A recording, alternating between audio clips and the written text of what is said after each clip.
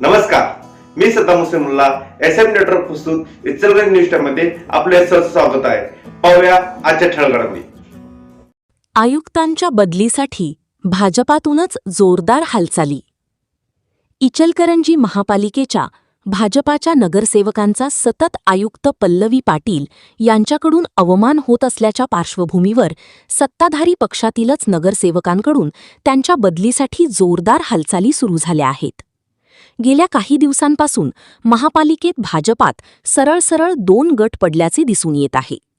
15 जुलैची स्थायी सभेत 22 कोटीचे टेंडर मंजुरीसाठी भाजपाच्या 4 स्थायी सदस्यांनी विरोधी मतदान केले, तर 27 रोजी याच विषयाला मंजुरी देण्यासाठी महासभा बोलावली.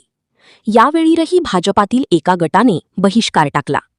तर सदर गटाचे म्हणणे असे की महापौर विश्वासात घेत नाहीत, तर आयुक्त पल्लवी पाटील या सतत नगरसेवकांचा अवमान करतात, भेटी नाकारतात.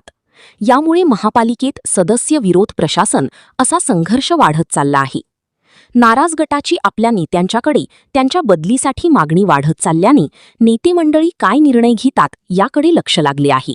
नगरसेवकांचं एक पत्र तयार करणार आहे, त्यात सगळ्यांची सह्या घेणार आणि विरोधी शिवशाहू आघाडीचे सुद्धा नगरसेवक आहेत, नगरसेविका, त्यांचं सुद्धा आम्ही पत्र घेऊन हे वरती एक पत्र खासदारांना, एक आमदारांना, एक हळवंकर साहेबांना आणि मुंबईत एकनाथ शिंदे साहेबांच्याकडे जाणार आणि देवेंद्र फडणवीस साहेबांच्याकडे हे पत्र आम्ही पाठवणार आहे आणि पाठपुरावा करून लवकरात लवकर कसं बदली करता येईल हे आम्ही प्रयत्न करणार. दुसरा विषय म्हणजे या आयुक्तांच्या केडरमध्ये हे उपायुक्त आहेत, त्यांना बढती देऊन इथं आयुक्त केलेलं आहे.